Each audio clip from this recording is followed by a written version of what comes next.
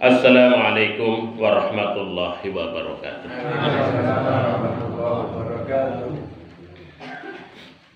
Alhamdulillah, alhamdulillahilladzi nahmaduhu wa nasta'inuhu wa nastaghfiruh wa na'udzu billahi min sururi anfusina wa min sayyiati a'malina. May yahdihillahu fala mudhillalah wa may yudlil fala hadiyalah. Asyhadu an la ilaha illallah wahdahu la syarikalah wa asyhadu anna Muhammadan abduhu wa rasuluh.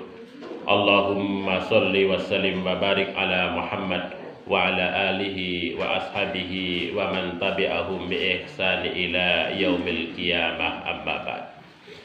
Para pinisepuh, Bapak Ibu, para hadirin dan hadirat yang saya hormati, yang insyaallah semuanya kita dirahmati oleh Allah Subhanahu wa ta'ala. Pertama-tama, segala puji dan syukur senantiasa kita panjatkan kehadirat Allah Subhanahu wa ta'ala atas limpahan nikmat yang Allah berikan kepada kita bersama.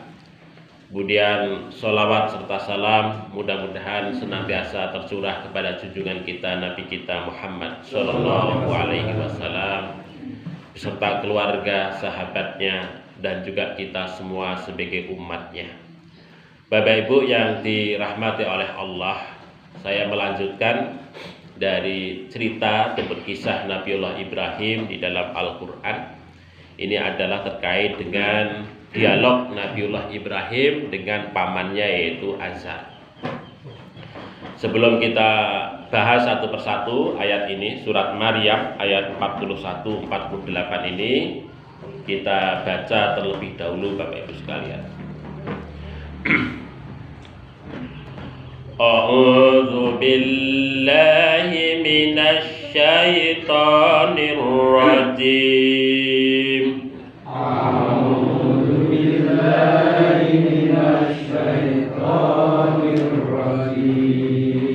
Bismillahirrahmanirrahim. Bismillahirrahmanirrahim.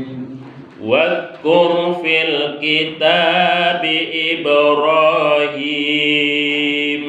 Wadhkur fil kitabi Ibrahim. Innahu kana siddiqan nabiyya. Innahu kana siddiqan nabiyya. Idh qala li abihi. Idh qala li abihi. Ya abati lima ta'budu ma la yasma'. Ya abati lima ta'budu ma la yasma' wa la yubsiru wa la yughni anka syai'a. Wa la yubsiru wa la yughni anka syai'a. Ya abati inni. Ya abati inni. Qad ja'ani minal ilm. Qad ja'ani minal ilm. Ma lam ya'tika fattabi'ni. Ma lam ya'tika fattabi'ni. Ahdika siratan sawiyya. Ahdika siratan sawiyya. Ya abati la ta'budish syaitan. Ya abati la ta'budish syaitan. Inna syaitana kana lirrahmani asiyya. Inna syaitana kana lirrahmani asiyya. Ya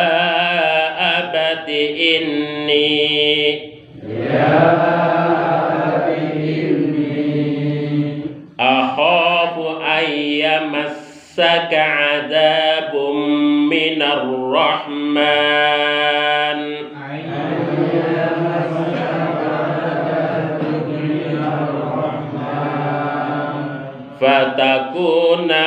fatakuna lisyaitani waliya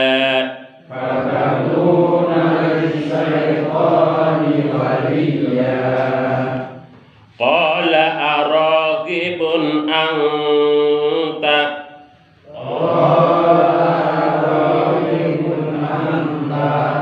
qala araghibun anta an alihati ya Ibrahim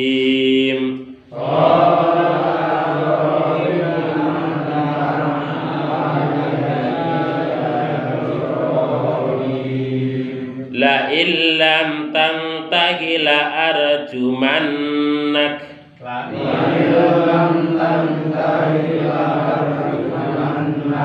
wahjurni maliya qala salamun alaik sa'astaghfiru laka rabbi innahu kana bi hafiyya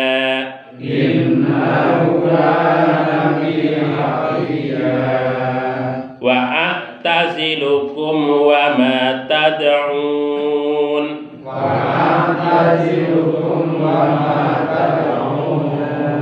min dunillahi wa ad'u rabbi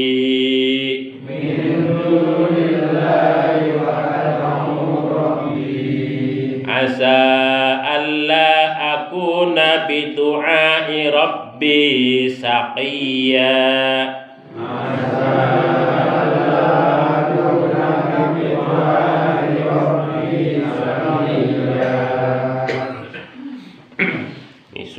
Surah Maryam ayat 41-48. Oke. Bapak Ibu yang dirahmati oleh Allah, jadi di dalam ayat ini Allah menceritakan terkait dengan dialognya Nabiullah Ibrahim dengan pamannya yaitu Azar. Nah, dalam bahasa Arab Bapak Ibu sekalian, dialog itu menggunakan beberapa istilah. Ada disebut dengan khiwar ataupun muhawarah, ada disebut dengan mujadalah, ada disebut dengan munaqashah, gitu ya. Munaqashah. Nah, kalau khiwar ataupun muhawarah itu adalah dialog antara dua orang yang setara. Kalau mujadalah itu biasanya dialog ya karena kecenderungan ada permusuhan. Mujadalah, debat sengit gitu. Sementara kalau munaqashah itu dialog antara dua orang yang satunya sebagai penguji sehingga kedudukannya tidak setara. Nah, itu. Jadi sama-sama dialog tetapi memiliki fungsi yang berbeda. Nah, dalam konteks Nabiullah Ibrahim dengan pamannya menikah adalah khiwar, ya, muhawarah. Kedudukannya setara. Begitu ya.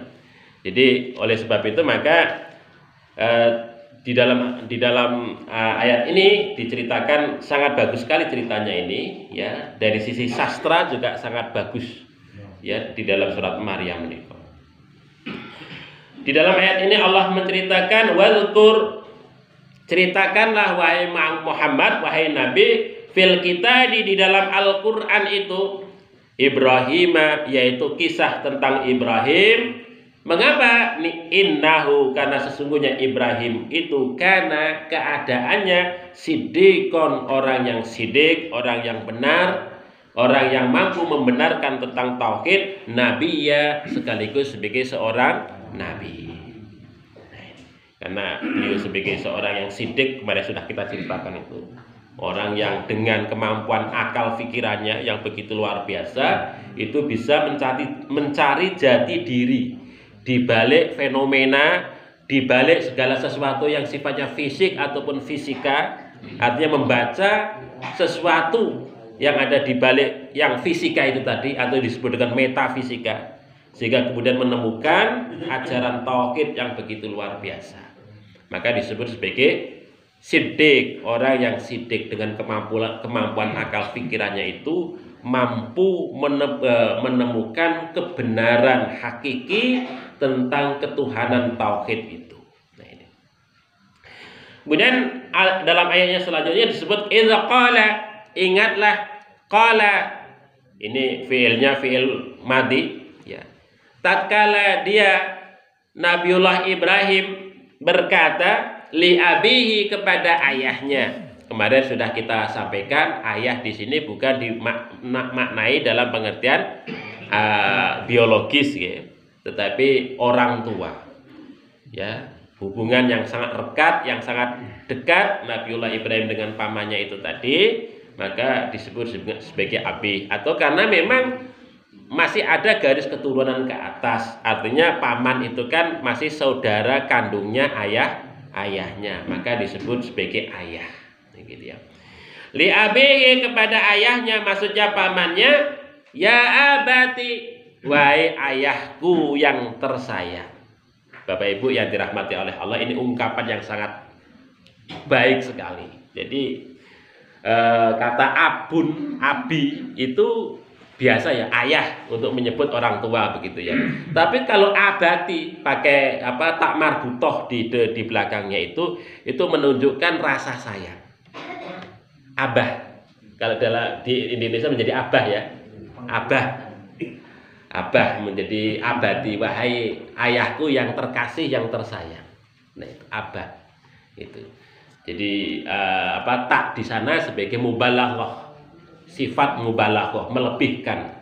Jadi tidak sekedar ayah saja, tapi ada rasa sayang yang luar biasa begitu. Ya abah, ya abadi, wahai ayahku yang tersayang, lima, mengapa tak butuh kamu menyembah ya, ma, segala sesuatu, la, yang tidak, yasma'u, dia itu mendengar. Nah, karena tahu bahwasanya pamannya itu Azar adalah pembuat, pengrajin patung sekaligus penyembah berhala begitu ya, maka dia menyatakan lima ta'budu ma la yasma', mengapa ayah kok menyembah sesuatu yang tidak mendengar? Ini pertanyaan yang sulit untuk dijawab itu. Sulit dijawab itu karena patung nggak bisa mendengar betul itu kan. Wala yubsir, tidak juga melihat walaupun dikasih mata, iya kan? Patung dikasih mata tapi tidak bisa melihat. Wala yughni angka syai'a, wala yughni, dan tidak mencukupkan angka terhadapmu syai'a, sedikit pun. Tidak bisa membantu segala sesuatu terhadapmu. Ya, dia tidak bisa memberikan bantuan sedikit pun kepadamu. Wala yughni, ungkapannya itu wala yughni, tidak bisa mencukupkan. Ya. Jadi kata aghna yughni. Aghna artinya mencukupkan. Wala yughni, tidak mencukupkan. Maksudnya patung yang kamu sembah itu la yughni, tidak bisa mencukupkan syai'a, sedikit pun. Ya, sedikit pun. Nah itu. Jadi ini tiga pernyataan ini, wala yasma'u, wala yubsiru, wala yughni anka syai'a. Ini satu pernyataan yang sulit untuk dicarikan jawabannya, ya kan? Nah, kalau pamannya Azar bisa menjawab, bisa melihat, buktinya apa ya kan? Bisa mendengar, buktinya apa? Gak bisa semua ini. Jadi mencontohkan sesuatu nggak bisa. Nah itu, jadi sulit untuk untuk dijawab oleh Azar menikah. Bapak Ibu yang dirahmati oleh Allah Subhanahu wa taala. Jadi ini pertanyaan-pertanyaan yang sulit ya secara logis untuk dijawab oleh pamannya itu tadi. Dan Bapak Ibu yang dirahmati oleh Allah Subhanahu wa taala, dan itu sekaligus untuk menegaskan tentang tentang keyakinan tauhid itu tadi. Ya, untuk menegaskan tentang keyakinan tauhid.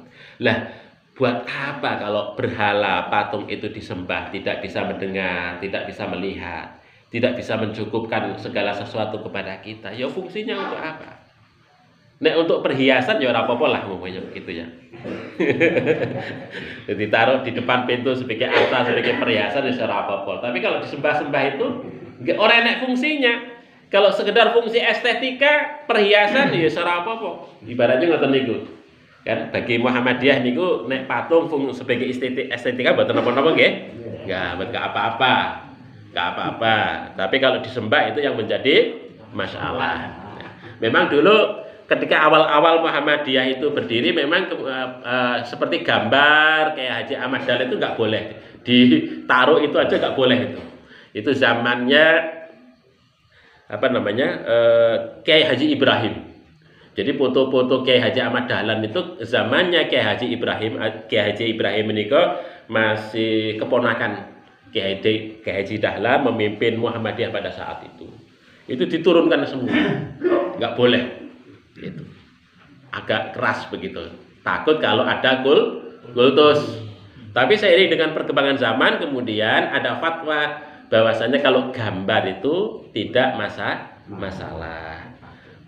Yang dilarang itu gambar, patung, keris atau apa itu adalah ketika kita memiliki kepercayaan, kita aji-aji, kita percayai, kita sembah, kita harapkan keberkahannya, yaitu ya nggak boleh.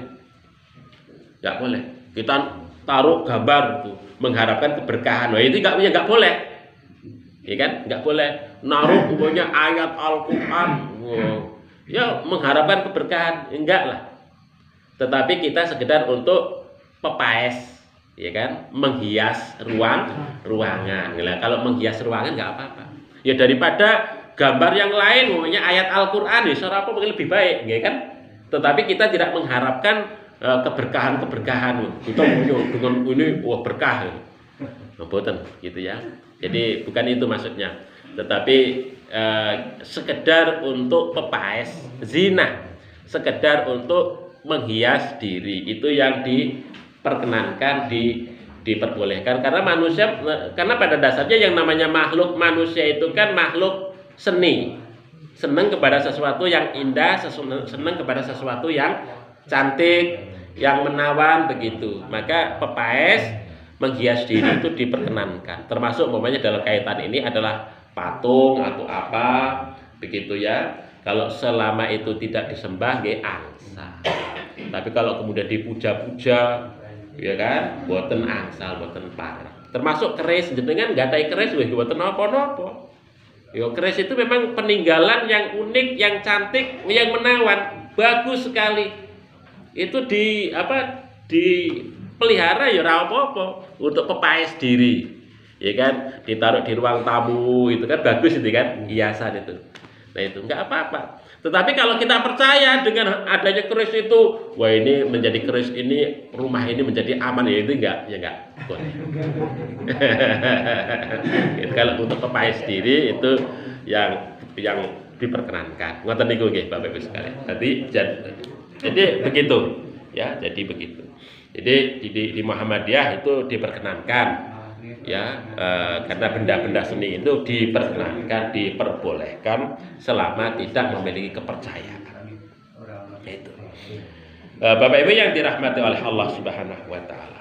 Nah, ini ayat yang lain ya, ayat yang lain di dalam surat Al-Anbiya itu hampir sama nadanya. Ini kepada dialog Nabi Ibrahim, pertanyaan Nabi Ibrahim kepada pamannya dan juga kaumnya. Idza qala li abihi wa qaumihi, ingatlah tatkala dia berkata li abihi kepada pamannya, wa qaumihi dan para kaumnya, ma hadhihi tamathil, patung-patung apakah ini? Tamathil, ma hadhihi tamathil, patung-patung apakah ini? Allati antum laha akifun, allati yang antum kalian laha terhadapnya akifun, beribadah.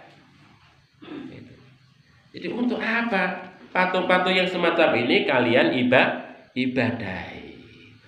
karena enggak memiliki fungsi itu tadi, la yasma'u wala yubsiru wala yughni anka syai'a, begitu.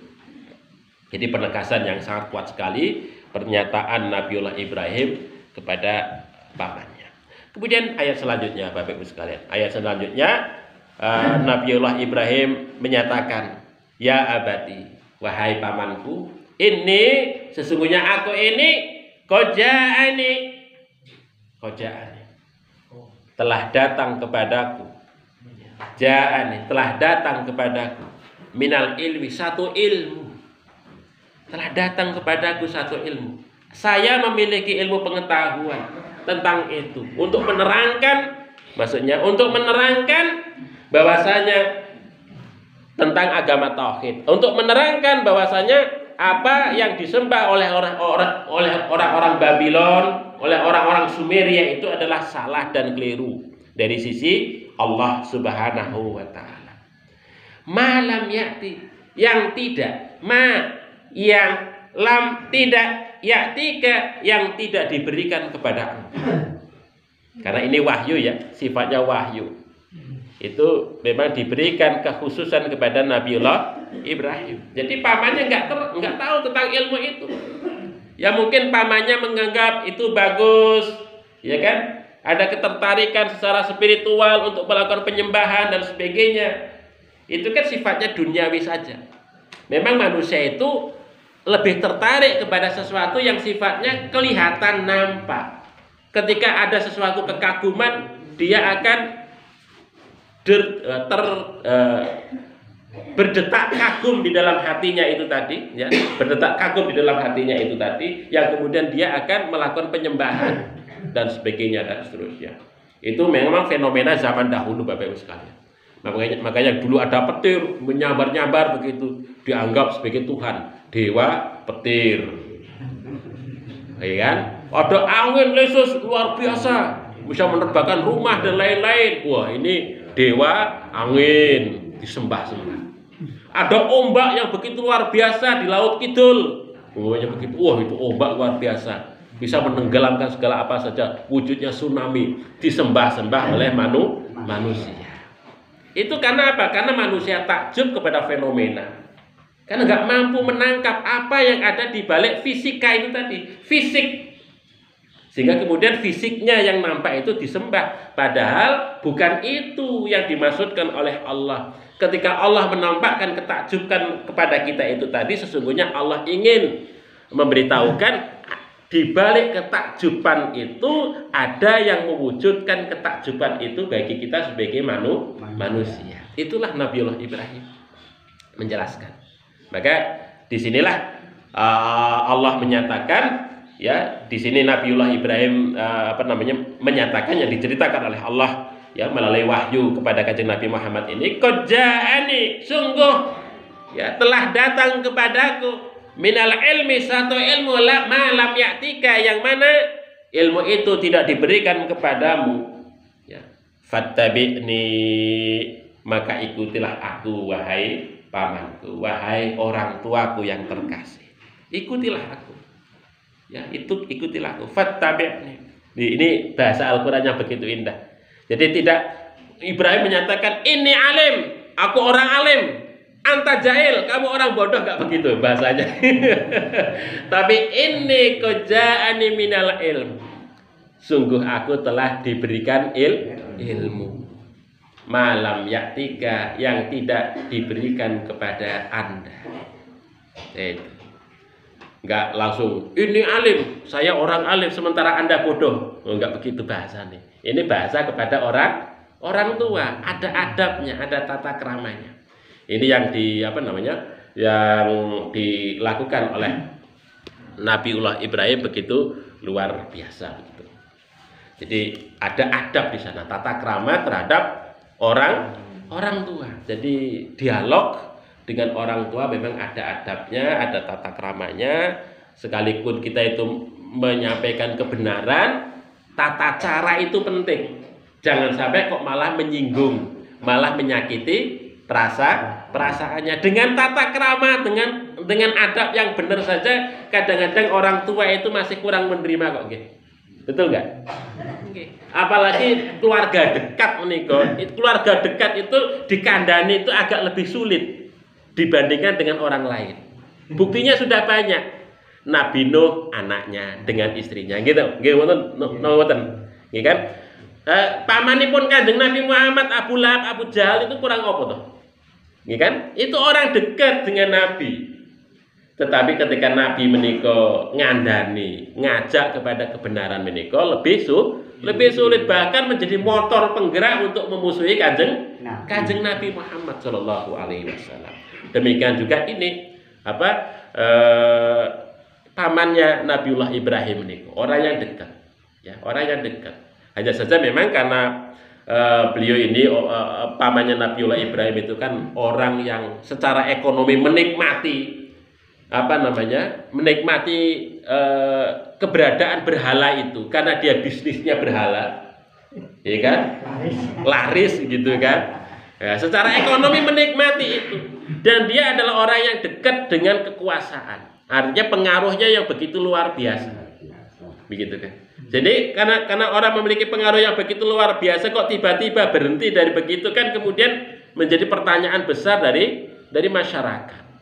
Nah itu, sehingga kemudian dia mencoba, walaupun dia itu tidak bisa berargumentasi, pamannya itu mencoba untuk mempertahankan status quo, ya, sebagai orang yang menikmati kekuasaan ekonomi dari berhala-berhala yang ada itu tadi, maka dia mencoba untuk kemudian mempertahankan apa yang ada itu tadi, sehingga kemudian tetap bertahan kepercayaan lama yang ada di masyarakat itu tadi. Bapak Ibu yang dirahmati oleh Allah, makanya memang mengubah masyarakat itu rada angel kalau itu sudah menjadi kebiasaan yang begitu lama. Apalagi tokoh-tokoh pentingnya itu menikmati dari itu. Menikmati dari itu. Angel banget Bapak Ibu sekalian. Angel. Itu. Jadi saya banyak contoh kasusnya, banyak sekali. Ya, banyak terjadi. Ya, sebagai contoh kalau di di Jawa itu, di pedesaan Jawa itu umumnya selamatan gitu. Selamatan. Itu sulit sekali untuk bisa dihilangkan. Karena apa? Satu, memang berkat itu bagi orang kampung itu kan sesuatu sesuatu dinantikan. Saya dulu waktu kecil itu, kalau orang tua itu pergi kenduren itu berkatnya itu dinantikan betul di rumah itu. Ya kan, biasanya enggak tidur. Ya. Biasanya kalau sama ibu itu bapakmu urung balik kok nggawa berkat, dinantikan betul itu. Itu zaman dulu saya ingat betul itu. Makanya bertahan betul itu. Karena ada nilai keterikatan gitu. Ada keterikatan itu. Dan kemudian juga orang yang memimpin selamatan itu kan dikasih lebih. Di samping dapat berkat, ya dapat yang lainnya. Ya itu. Makanya kemudian agak sulit itu dihindarkan. Kalau di luar Jawa beda situasinya. Di Padang, di Aceh itu nggak biasa.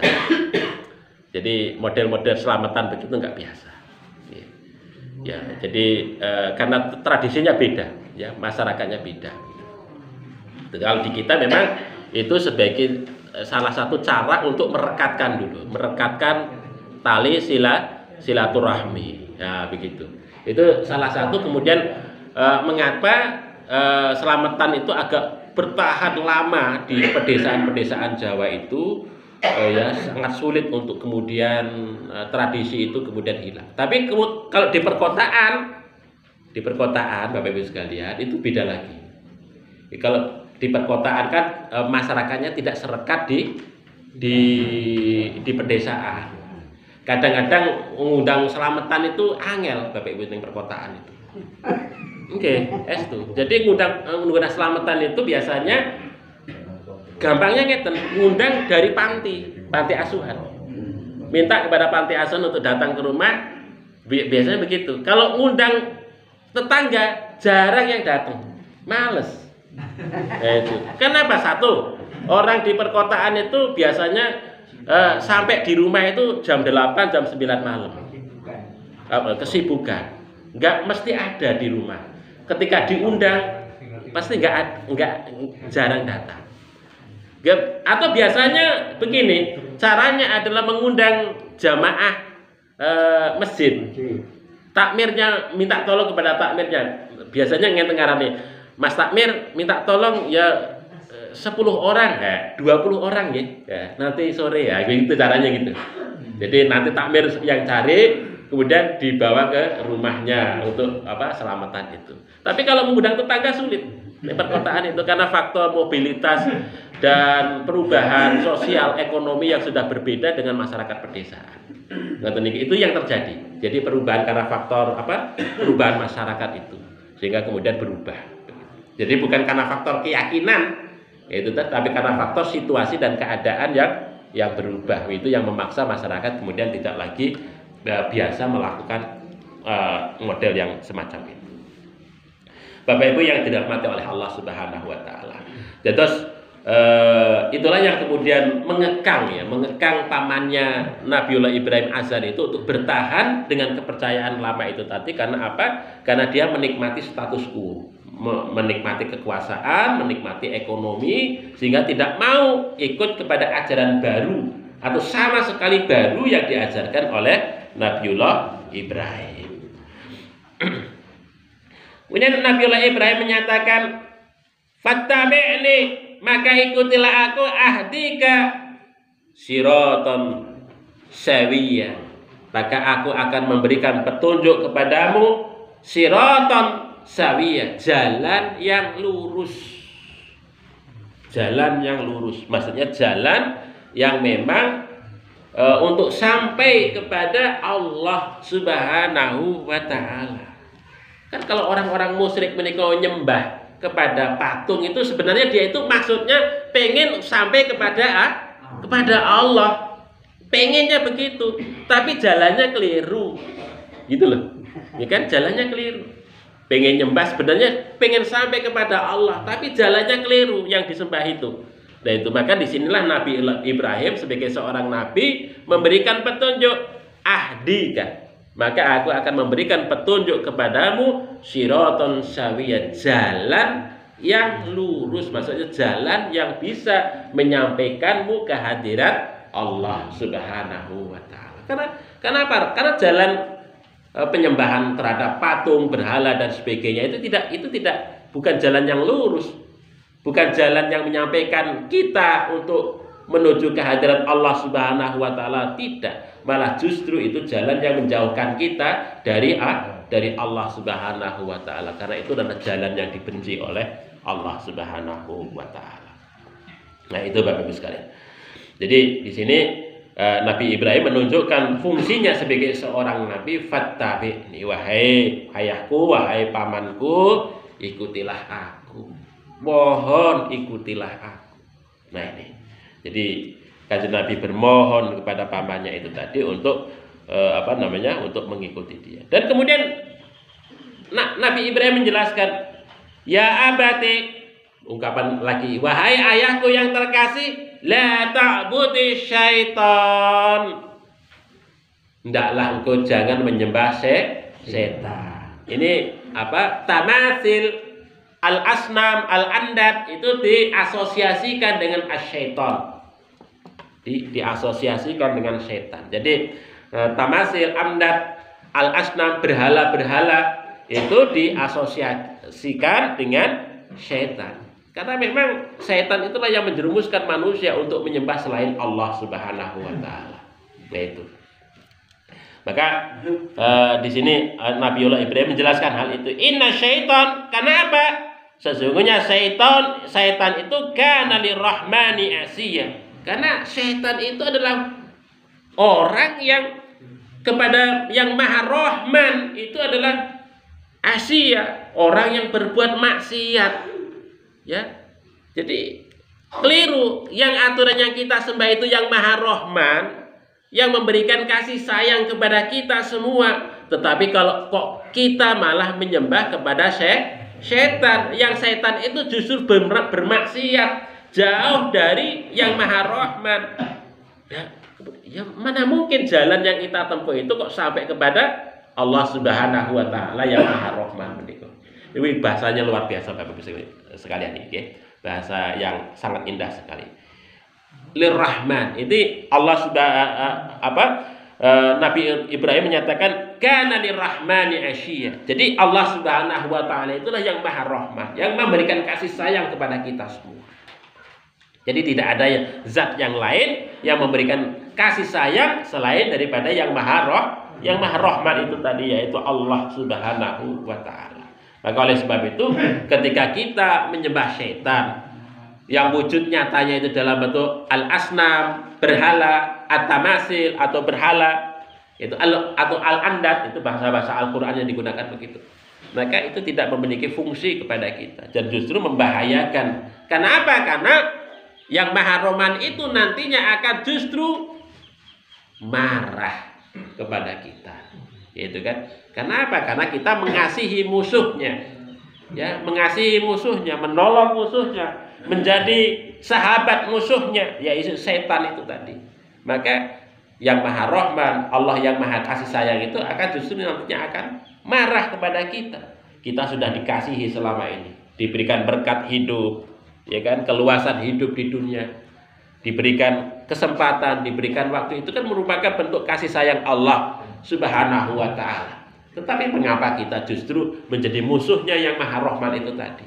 Nah, ini logikanya Nabiullah Ibrahim begitu luar biasa ya, yang disampaikan kepada pamannya itu tadi. Bapak Ibu yang dirahmati oleh Allah Subhanahu wa taala. Jadi ini disebutkan sebagai syaitan. Syaitan itu dari kata satona. Satona itu maknanya pun jauh, ba'udah. Ya, ba'udah. Maksudnya apa? Jauh dari rahmat Allah. Nah itu, ba'udah min rahmatillah. Jauh dari kasih sayang Allah Subhanahu wa taala, syaitan. Nah itu, karena apa? Karena setan itu kan mengapa jauh dari rahmat Allah Subhanahu wa taala? Ceritanya pada saat di surga ketika bersama Nabiullah Adam alaihissalam itu ya. Ketika Nabiullah Adam alaihissalam itu kan ketika ketika Allah Subhanahu wa taala memerintahkan ya kepada para malaikat atau penghuni langit itu untuk bersujud kepada Nabiullah Adam, tapi ada salah satu kelompok yang dikomandani iblis ya tidak mau bersujud kepada Adam, memberikan penghormatan kepada Nabi Adam alaihissalam. Ya, kan? Kenapa? Karena merasa takabburun mutakabbir, sombong. Ya, sombong. Karena khalaqtani min narin, karena engkau telah menciptakan aku dari api. Wa khalaqtahu min tin, karena engkau telah menciptakan dia Nabi Adam dari tanah. Kata iblis. Jadi saya itu lebih mulia karena diciptakan dari api. Merasa sombong, nggak mau sujud, nggak mau tunduk, maksudnya nggak mau tunduk kepada apa yang diperintahkan oleh Allah Subhanahu wa taala. Itulah yang membuat Allah marah. Diperintah kok malah banggal. Sujud ya sujud, kok malah banggal, berargumentasi di hadapan Allah Subhanahu wa taala. Itulah yang membuat Allah marah, rahmat Allah hilang. Rahmat Allah hilang.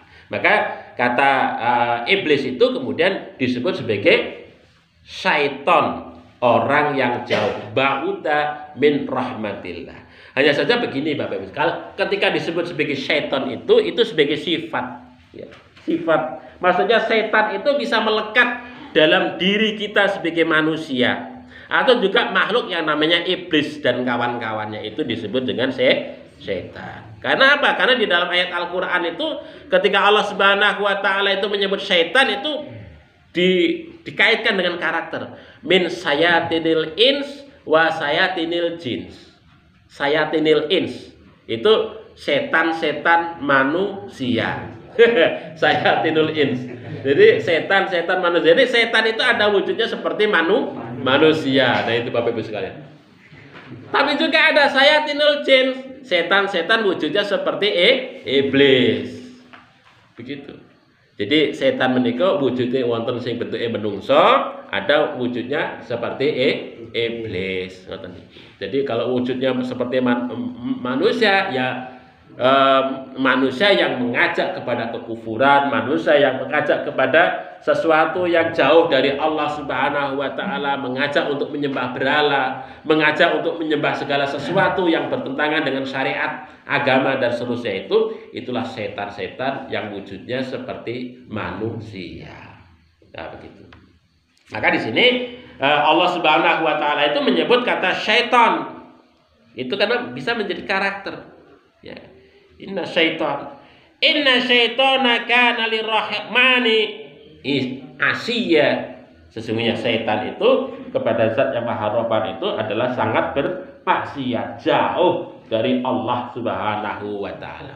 Makanya dia itu adalah yang disebut dengan setan itu karena ba'uda minar rahmah, jauh dari rahmat Allah Subhanahu wa taala. Makanya kemudian setan nggak akan pernah bisa masuk ke dalam surganya Allah Subhanahu wa taala. Ya itu. Mendapatkan kenikmatan di surganya Allah Subhanahu wa taala.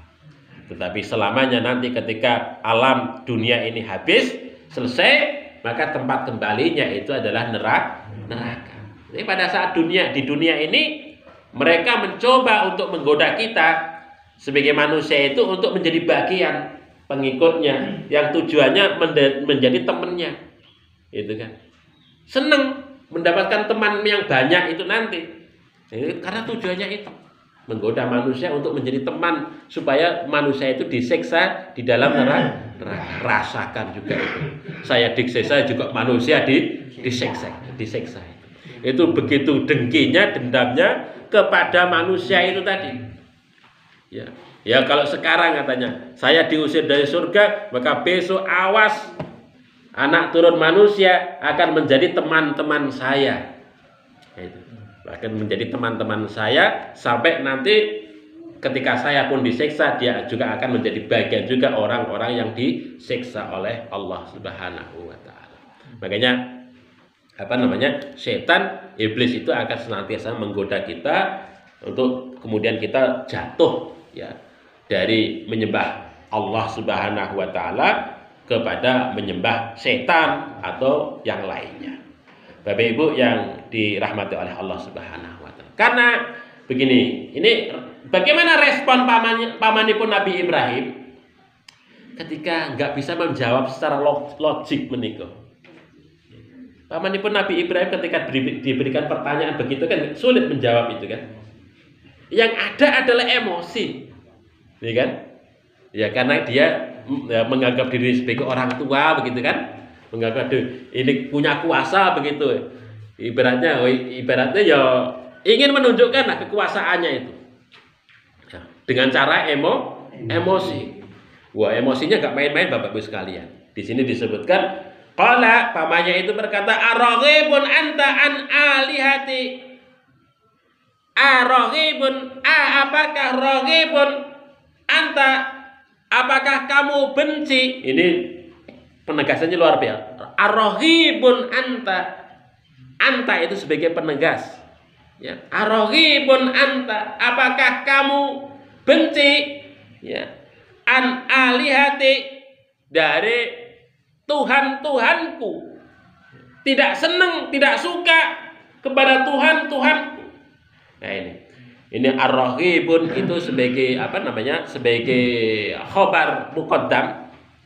Sebagai khobar muqaddam itu kan aslinya kan a'anta raghib. Itu aslinya ngoten. Apakah kamu benci? Tapi kemudian itu di mubtada'nya diakhirkan. Mubtada' muakhir diakhirkan itu tadi. Itu sebagai penegasan kepada khobarnya itu tadi.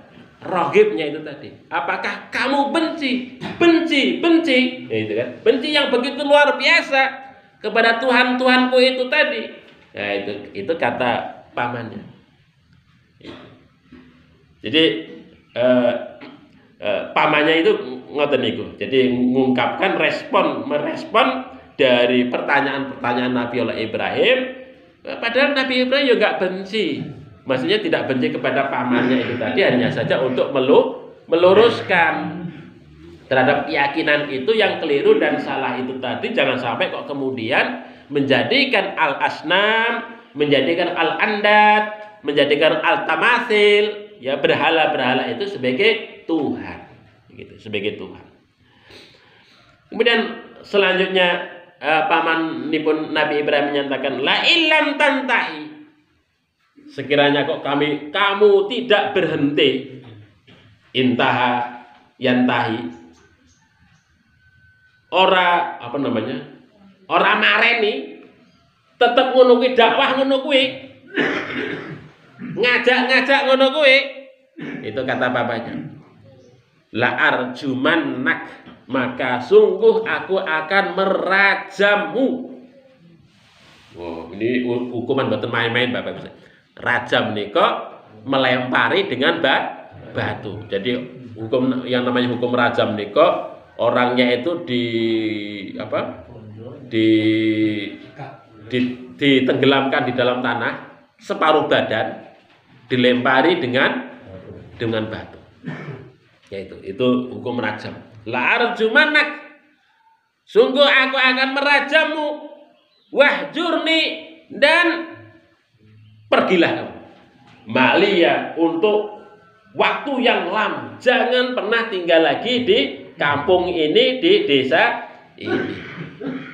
Nah, begitu.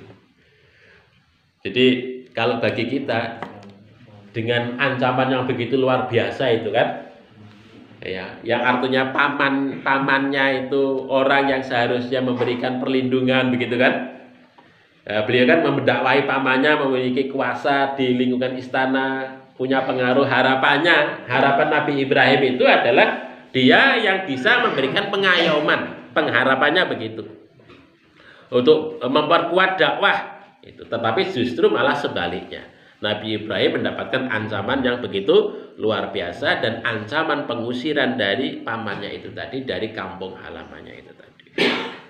Bagi kita, wis kecut mungkin ya diancam yang semacam itu. Nah, tapi Nabi Ibrahim santai saja, tenang saja dia. Dan dia menjawab, masih jawaban dengan yang sangat santun sekali dengan pamannya. Dia jawaban Nabi Ibrahim itu ngeten niki Bapak Ibu sekalian ya. Qala, dia berkata salamun alaika.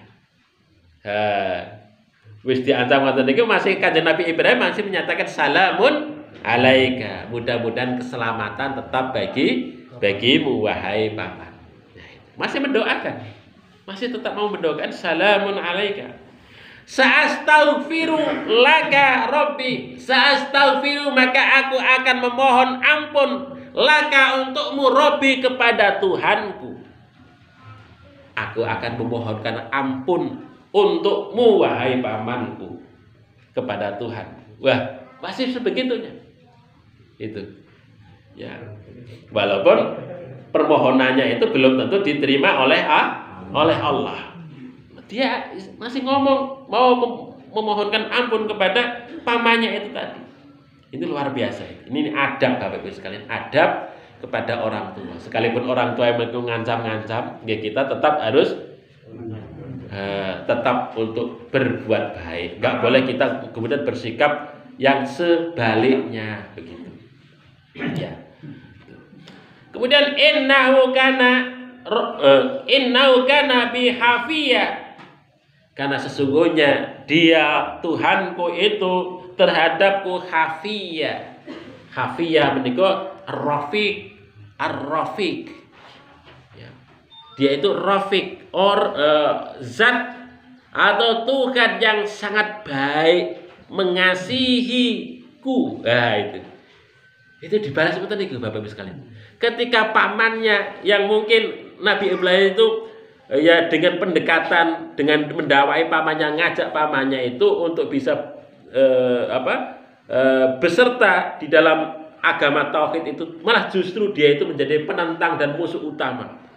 Bahkan mau mengusir Nabi Ibrahim itu, tapi dibalas dengan ungkapan innahu Innahu kana bi hafiya. Sesungguhnya dia Tuhanku adalah zat yang maha dekat dan mengasihiku.